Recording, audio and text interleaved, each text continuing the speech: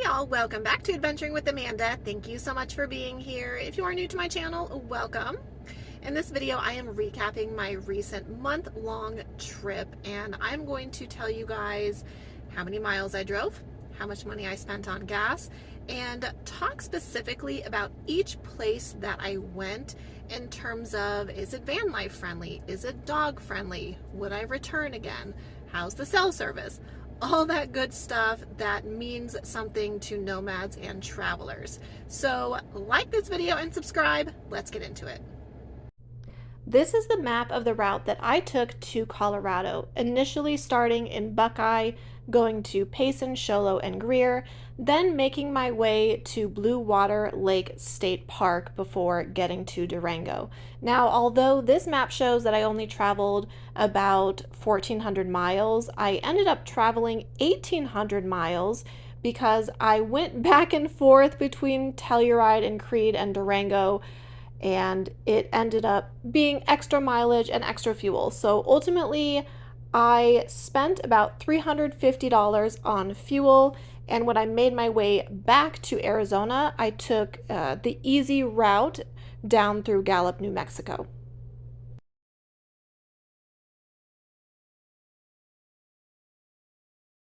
Durango, Colorado is a popular destination because it is so close to Arizona and New Mexico. It's right on the southern Colorado border.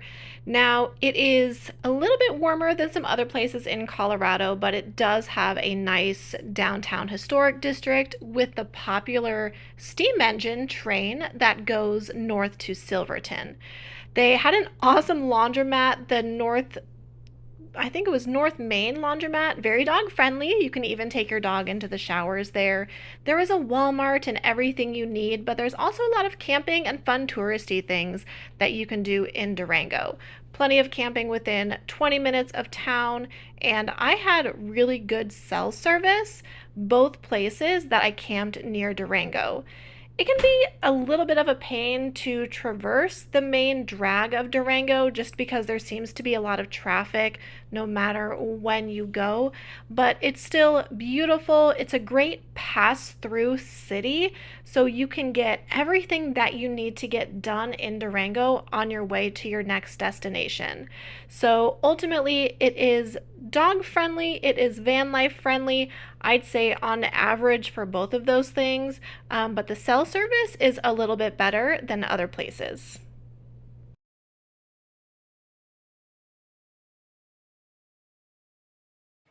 Let's be honest, I think y'all know how much I am in love with Creed, Colorado. It was absolutely my favorite visit, and you can tell that I loved it because I went there twice in the span of 2 weeks. To say that I am obsessed with Creed, Colorado would be an absolute understatement. In my opinion, out of all the places I went, Creed had the most tremendous views. The water was absolutely gorgeous. You can camp on several different creeks.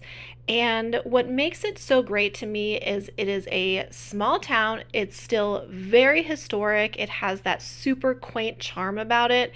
And I learned so much when I was there. It is an extremely dog-friendly place, and there are lots of people camping in the area, but it would be pretty difficult to get a big rig through the town. However, there is plenty of big rig camping in the area. Creed actually has citywide Wi-Fi, and I really enjoyed the Snowshoe Lodge because they have showers for $10, and that was really excellent. But you won't get any luxurious amenities in Creed, no fast food, no Walmart, anything like that, but that's part of its charm. When we were camping on the creeks, there was no cell service, so you definitely need Starlink or some sort of satellite cell service if you want internet. But there are places that you can camp closer to town where you will get good cell service. I personally want to go back here over and over and over again, and I still feel like I would have a lot of stuff to do. If you are into history, if you're into local taverns and super cute, fun shops, museums, you will love this place. Everywhere you look, the views are like a painting. I also really appreciated the fact that there was so much kindness and generosity in Creed. That was part of the draw for me. A lot of people that live there have lived there for generations. Their families were maybe miners.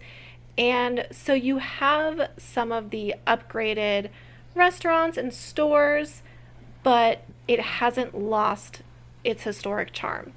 So I look forward to going back to Creed again. Honestly, I can't get there soon enough. I think that it is very nomad friendly, especially if you're in a smaller rig.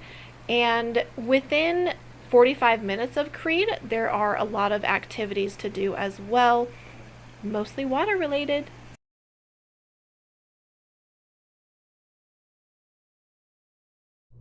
My favorite part about visiting Pagosa Springs was the fact that I was there with my girlfriends Stacy and Kim. Much like Durango, Pagosa Springs is a pass through town. It gets very congested because in some places, well, actually, in most places through Pagosa Springs, it's one lane on either side. So it gets very chaotic, especially during 4th of July. But also, like most places that I visited in Colorado, it has a super fun historic district with a lot of eateries, a lot of shopping, and you can do water activities like going rafting. And Pagosa Springs is famous for their hot springs. Now, I didn't visit any hot springs because I have Winston, and generally speaking, hot springs are not dog friendly. But I would say overall, the dog friendliness was average, just like any other place. The cell service at the campsite or the camping area we were at was very bad. We had to use Starlink, and the camping overall isn't as abundant as other places. So I think that Pagosa Springs is a great place to visit if you're interested in the hot springs or if you just want to go for a night or a couple nights, but it's probably not somewhere I would go back to visit for an extended period of time. It's just nice to drive through. I had a super fun time there just because I was with my girlfriends and it was warmer than other areas, kind of like Durango. It is a pretty drive though, to and from, no matter which direction you're going. So I appreciated my time in Pagosa Springs, and I'm sure I'll travel through there again.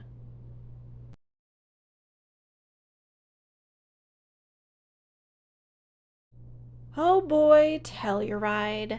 Telluride is the reason I wanted to go to Colorado this summer to begin with.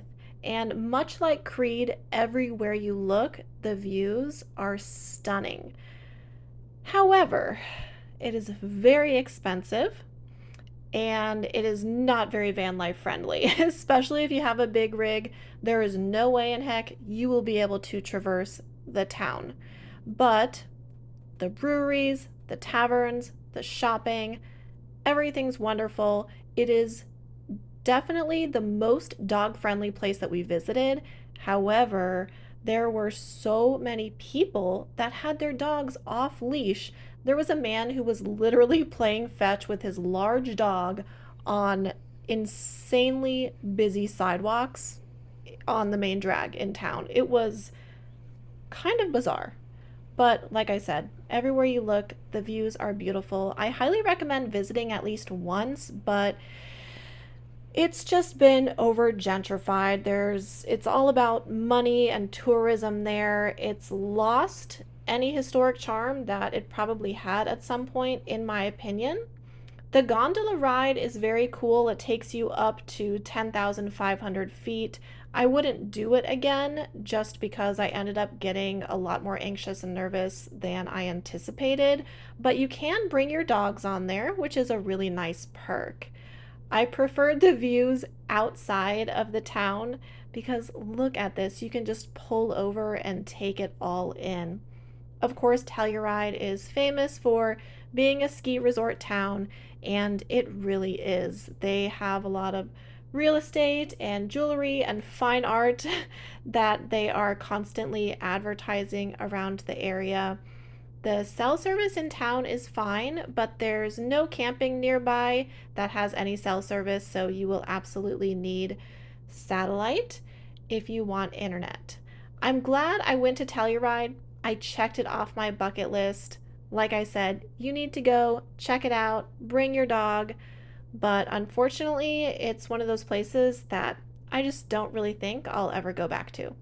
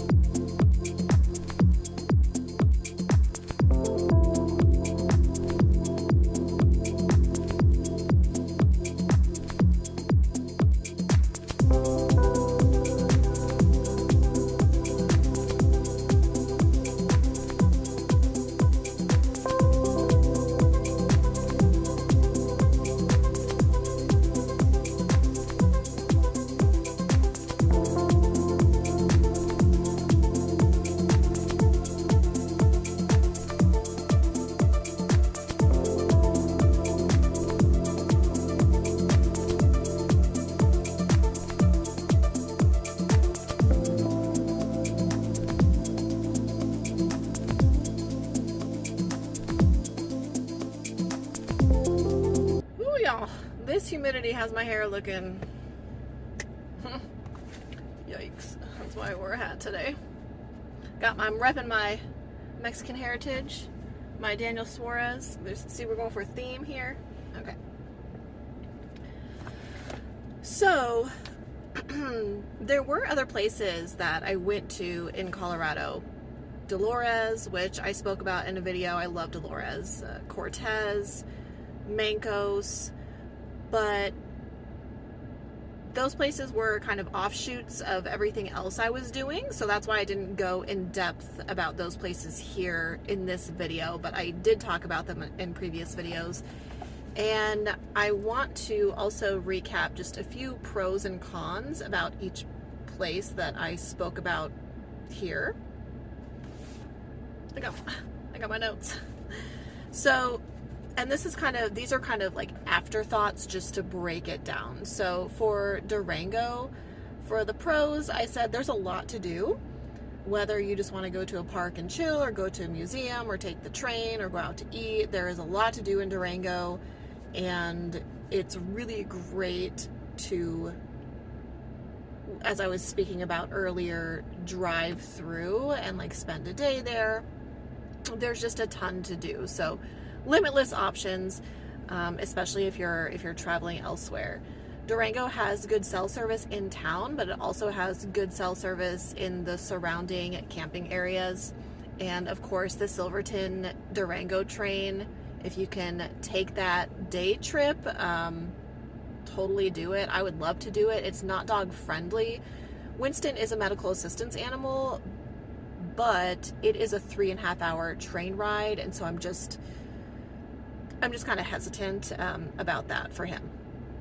The cons of Durango: the traffic is insane there. It's just constant, so it can be kind of difficult to traverse the main street, and it's also a lot warmer than other places in Colorado because it's not as high elevation. So it's basically like Durango's like going to Munns Park, south of Flagstaff. It's at like 6,500 feet. Pagosa Springs, much like Durango, it's a great through town, so it takes people from one place to another. You can't traverse the 160 without going through Pagosa Springs. And it has a ton of fun like eateries and shops, and it's great to stop in if you need to stretch your legs, go to Walmart, get those things done that you need to get done. And of course, they have the hot springs. So if you're interested in doing things and you don't have a dog to worry about, the hot springs, that is what Pagosa Springs is famous for. There is a lack of camping. We camped about 20 minutes from town, and I know that Stacy and Kim, actually before I even arrived, went to like 2 or 3 other campsites, and there was no cell service. Like, even though Stacy has Starlink, they still want like at least a bar of cell service, and there wasn't any. So the camping options are very limited, and it is extremely congested in Pagosa Springs because, like I said, it is 1 lane on either side. So especially if you're hitting it during a holiday weekend, expect massive slowdowns. And it's also not as dog friendly as other places that I visited in Colorado. For Creed, I have mostly pros on my list for Creed, y'all. I'm sure you're shocked. There's a lot to do. A massive sense of community. They really take care of their own people, and they also take care of all the tourists and the visitors that come in. So I really appreciated that sense of community, and the abundance of history and charm that comes along with it is just unmatched. The views, the weather, it's gorgeous, it's stunning, it's magnificent, all of those things. And dog friendly, very dog friendly. Kips that I went to and Tommyknockers, those were the main taverns that I went to. Both allow dogs. And like other places, well, actually like everywhere else, all 4 places that I talk about in depth, excellent food and shopping, of course. You can also go, so South Fork is 25 minutes south of Creed, and then you can drive about 45 minutes north, and there is a lake and a lot of other outdoor activities. So in the surrounding areas of Creed, there's a lot more to do. I'd say that the only cons, because I had to think of a couple of cons, like, to be fair. So it's not big rig friendly in town, which obviously doesn't matter to me, but it's not about just me. So it can be, yeah, you just have to be careful if you have a big rig. It's tight in town there. Cell service is lacking or non-existent in the most beautiful camp areas in Creed, but there are campsites kind of like right in town, if you will, that have really good cell service. Those are the campsites that I would say are most big rig friendly. But if you want to get down to like the creek where I was, well, on any of the creeks that I was on, yeah, you're better off being in a van or like a small Class B. Okay, so for Telluride, of course, it's gorgeous and it's very dog friendly. The opposite of that, though, is all the irresponsible dog owners. I don't know if I've ever seen so many irresponsible dog owners in one place. Like, we even saw this woman that had like this super tiny dog, and it was just like off leash, like in the middle of the road. I don't know, it was too much. The great pubs and breweries and beer. I really enjoyed the Telluride Pilsner. I think that was my favorite beer in Telluride. And at the park that we were at, they do have showers, and those paid showers were awesome. There's no camping in Telluride. It's very expensive, and you can't get an RV into town, so you would have to be towing a small vehicle to bring into town. So that's kind of my overall pros and cons. I will be back to Colorado. I will be back to Creed, and I can't wait. But until then, I am hitting the road on Tuesday. I'm going to go back up to the Greer area, but I'm going to see some new things. I'm going to do a little bit in Show Low, and weather permitting, because it might be a little warm, there are 2 lakes that I want to take Winston to next week, so that's on the agenda. And yeah, so I'm gonna do things that I haven't done yet up there. That's the plan for next week. But I still have my big trip reveal coming the one that I teased about the other day, and that one involves a lot of van life, friends, and an extremely long drive. So I am planning that, and my trip reveal will come soon. But thank you in the meantime for all of the birthday wishes since I just turned 36, and all of your love and support and your patience with me. Ever since I've gotten back from my trip, I've been very busy at my home base with my mom and Brock and Jordan, and I got to see my brother, and so there's just been a lot happening. And typically around this time each year, I do kind of take a break because it is my birthday, so I'm normally either like at my home base or I'm traveling somewhere. Like in 2021, 2022, I went and visited my grandma, so it kind of slows down for me right now, but we're picking up next week. So stay tuned for that, and I will probably do my trip reveal, I don't know, in the next handful of days. We'll see. So thank you. Like and subscribe. I will see you next time.